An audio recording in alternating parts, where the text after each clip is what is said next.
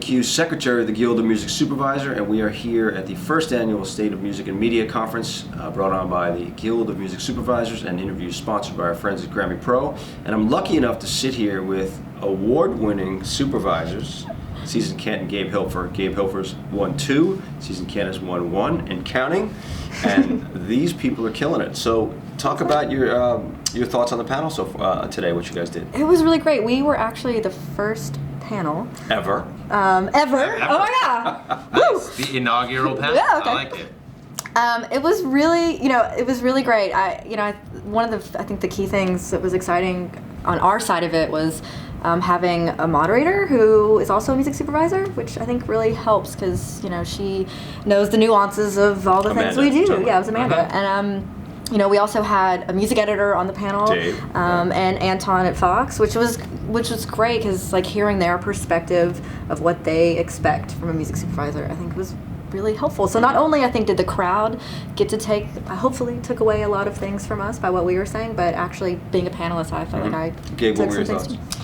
thoughts? Ditto. I mean, it was great to be involved and to talk to people who are trying to aspire to be music supervisors, and also I learned a little bit from Anton as well. I mean, it's always nice to get some insight into the other parts of the process that we never are privy to. Yeah, I find panels are really interesting that you've known people for years and years, and then all of a sudden you sit down on a panel with them and you learn all this backstory and things that you never knew. Yeah. So it's like, you never pick it up at lunch or dinner or whatever because everybody's always talking business and what's going on with their families and stuff. Totally. So panels are a different thing for even us to get to learn each other in interviews too. Yeah. So you guys have worked together on a number of films. And most supervisors are kind of in their holes down, working with their head down like squirrels. We all are. But the fact that you guys have collaborated so often, I find it very interesting. Can you talk about that process and how it happened and why? Yeah. Sure. I mean, I have always kind of collaborating with other people in general, but when Season and I started working together, we really hit it off, and we worked on a couple great projects together. And which ones?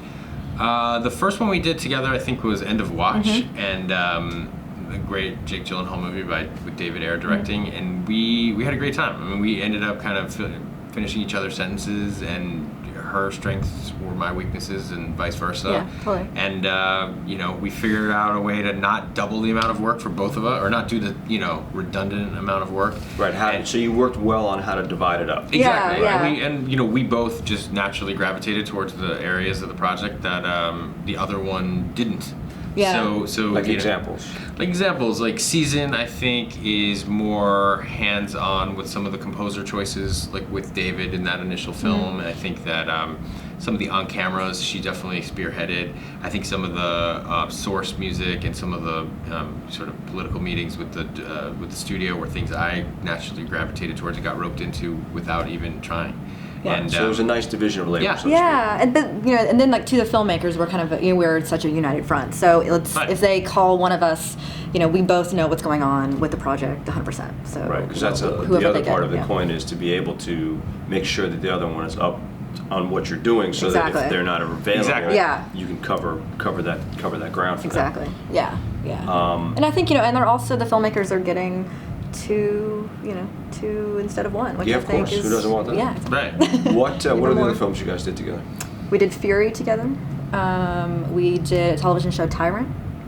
And we're just now starting Suicide Squad with Warner Brothers. And tell us about that film. It's the superhero, the bad guys of the Batman world coming together and taking over the city. We just got into post this week. Right, they shot for a real long time. That's a large film. Who's directing that? David Ayer. So a lot of these David Ayer movies. So this is repeat business, and we talked about Mm-hmm. a little bit how important repeat business is for supervisors, because that's the whole game. You build these relationships with these filmmakers, producers, directors, and you need to be able to maintain them to continually go back to get that steady diet of work. And as Anton said really great, I thought in our panel today, was making yourself indispensable with these filmmakers. Right. Making them, they need you part of their creative team. You're part of their team. Yeah. And they can't work without, they don't feel like they'll be able to achieve what they're trying to achieve without you involved. And and they know that, you have their creative vision in mind, and they're and you'll work tirelessly to achieve it. Yeah. So we're doing good stuff with that, and we do another show together. We do Supergirl. We just started Supergirl too. Yeah, it's a new show for us too. Yeah. And what type of music are you guys using in that? We're figuring it out. You know, it's been, you know, the show, you know, the main character is a female, so we're definitely going to have some female stuff happening in that show, but we're finding that, you know, male stuff may work under her really good, and maybe some throwback stuff works really good, or, you know, lyrically things about her that she's, you know, in action when she's doing. Sure.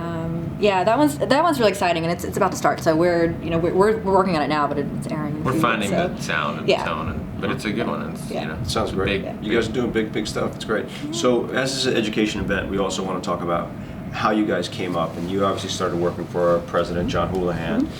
So talk about that process for you getting into the game and learning it from John. Yeah, I mean, I was so lucky, you know, I interned with John. I cold called him, and So you literally got on the phone and got called on the John phone, Houlihan. called. I think Patrick answered actually, because when Patrick Houlihan, his brother who's now at Fox, was working with him, and I said, I'm a student, I'm getting school credit, I will work for free. You know, are you looking for interns? And you know, I'm from Tennessee, and I had this really thick accent at the time. And How y'all doing? exactly, how y'all doing? Y'all looking for an intern? You know, they were like, yeah, sure. So I came in and met them, and it was, you know, I think for them, they were looking for help. It just, timing-wise, I think it was really great. And then I just really worked really hard to just, again, make sure that, like, they needed me, you know. And, Right. you know, John hired me after 3 months, and, you know, John was such a mentor for me. You know, I was with him for 5 years, and I stayed with him so long just because he was working on so many great projects. I was learning so much from him,